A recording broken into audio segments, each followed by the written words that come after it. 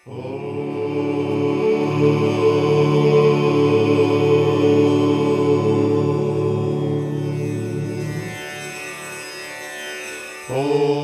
भूर्भुवः स्वाहा तत्सवितुर्वरेण्यं भर्गो देवस्य धीमहि धियो यो नः प्रचोदयात्।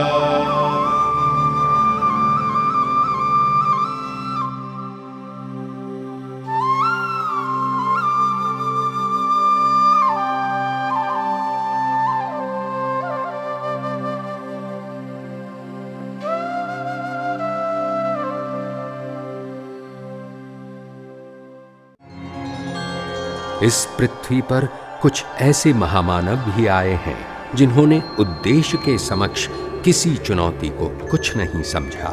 दयानंद भी उन्हीं में से एक थे। महाराजा जोधपुर के निमंत्रण पर दयानंद ने उदयपुर से जोधपुर के लिए प्रस्थान किया।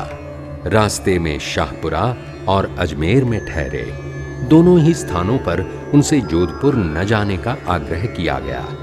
निर्भीक दयानंद के जीवन में अनेक बार ऐसे अवसर आए जब उनका हित चाहने वालों ने उन्हें ऐसी सम्मतियां दी, लेकिन न तब और न अब ही दयानंद पर उनका कोई प्रभाव हुआ। सत्य के उपदेशक को किसका डर? महाराज, ये मेरी धृष्टता ही होगी कि श्री महाराज को कुछ करने या ना करने की सम्मति दूं। बस इतनी प्रार्थना है कि आप जहां जा रहे हैं वहां जाकर वेश्यावृत्ति का अधिक खंडन ना करें। हे नृपश्रेष्ठ, बड़े बड़े कटीले पेड़ों को नाई के नहुरने से नहीं काटा जा सकता। इसके लिए तो भारी और तेज कुल्हाड़ों की ही आवश्यकता होती है। कहां नहुरने की और कहां कुल्हाड़े की आवश्यकता होती है, मैं अच्छी तरह जानता हूं। आयुष्मान भव। महाराज, आप जोधपुर न जाइए।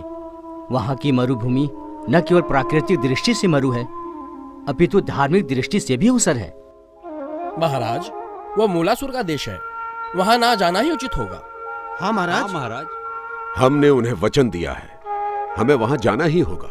वो लोग हमारी उंगलियों को यदि बत्ती बनाकर दिए में रखकर जला भी दे तो भी कोई चिंता नहीं। मैं वहां जाकर अवश्य ही सत्य का उपदेश करूंगा।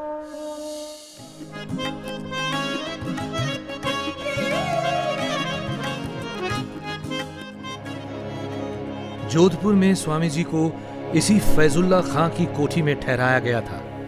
यहीं पर उपदेश होने लगे। जनता में उनके सिद्धांतों के प्रति अनुराग बढ़ने लगा।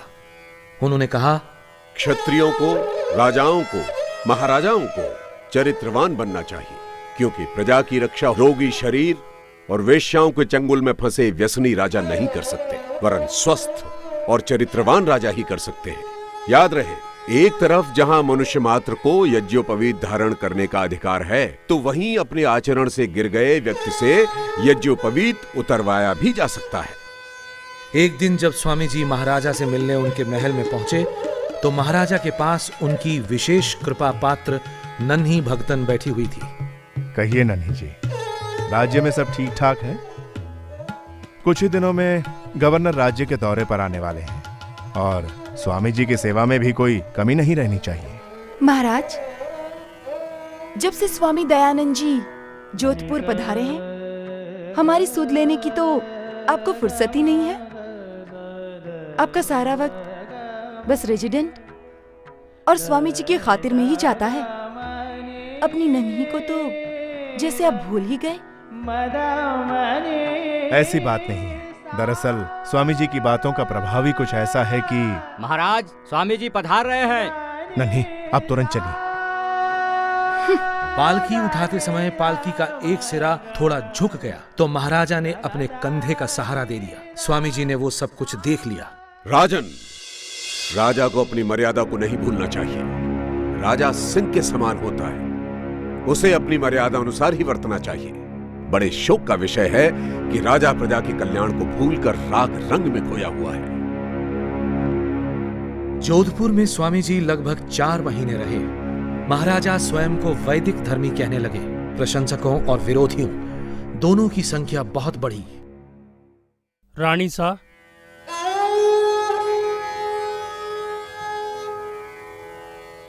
आज रात को उस स्वामी के दूध में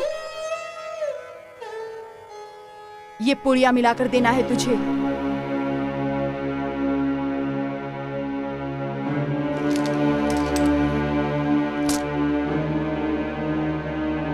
रख ले इसे।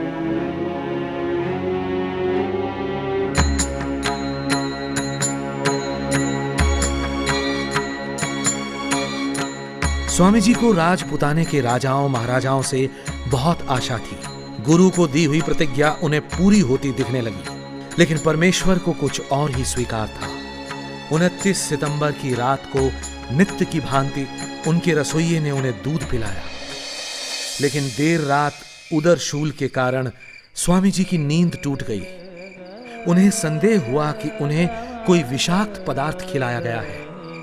स्वामी जी ने न्यौली क्रिया करके विष को निकालने का प्रयत्न किया, लेकिन नहीं निकाल पाए। राज्य की ओर से पहले डॉक्टर सूरजमल और फिर अली मर्दान खान ने उनका इलाज किया, लेकिन उपचार के साथ रोग बढ़ता गया।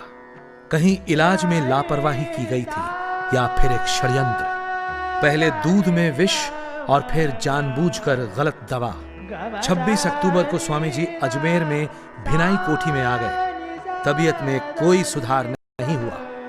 30 अक्टूबर दीपावली का दिन। अचानक उस दिन स्वामी जी को काफी अच्छा लग रहा था। लगभग 5:30 बजे स्वामी जी ने अपने पास खड़े लोगों से कहा, आप सब लोग हमारे पीछे की ओर खड़े हो जाएं। सामने कोई न खड़ा रहे। सभी खिड़की दरवाजे और रोशनदान खोल दो। आज तिथि क्या है? कौन सा पक्ष और कौन सा वार है? महाराज, कृष्ण पक्ष का अंत, शुक्ल की आदि अमावस्या और दिन मंगलवार है। और स्वामी जी ने कुछ देर ईशोपासना की। ओम य आत्मदा बलदा यस्य विश्व उपासते प्रशिशं यस्य देवा यस्य छायामृतं यस्य मृत्युः तस्मै देवाय हविषा विधे। हे दयामय सर्वशक्तिमान ईश्वर, तेरी यही इच्छा है, तेरी यही इच्छा है। तेरी इच्छा पूर्ण हो।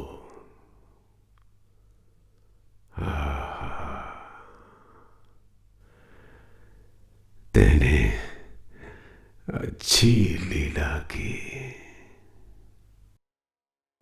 कुछ देर मौन रहने के पश्चात सांस रोककर प्राण बाहर निकाल दिए।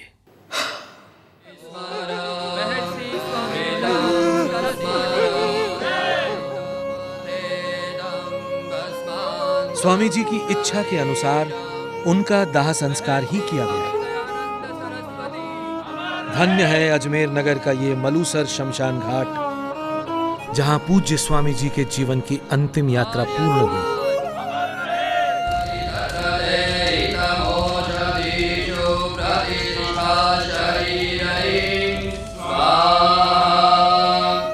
मेरे शव की भस्म खेतों में डाल देना, काम आएगी। हम मंदिरों, मठों और उनमें रखी मूर्तियों के विनाश के समर्थक नहीं हैं। हम तो लोगों के मस्तिष्क में बनी अंधविश्वास की मूर्तियां तोड़ना चाहते हैं, न कि मंदिरों और मठों में रखी हुई मूर्तियां। सारी मानव जाति एक है। हमें किसी धर्म विशेष से द्वेष नहीं। हम तो मानते हैं कि हर धर्म के मूल में शुद्ध मानव धर्म के तत्व हैं। हमने तो सिर्फ धर्म के नाम पर चलाई गई कुरीतियों और पाखंडों का विरोध किया है।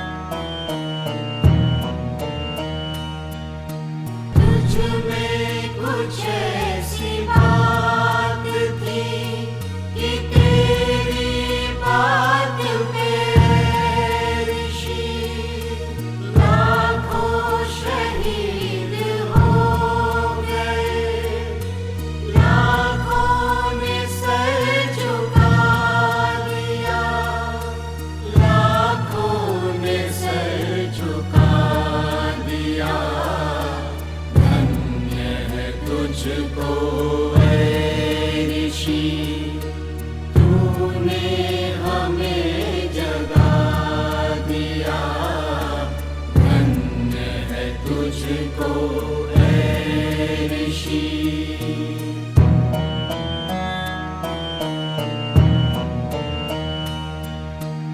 अब लाओ और दलितों का सर फिर से ऊंचा कर गया, खुद ही जहर को पी लिया, अमृत हमें पिला दिया, अमृत हमें पिला दिया। धन्य है तुझको ऐ ऋषि, तूने हमें जगा दिया। धन्य है तुझको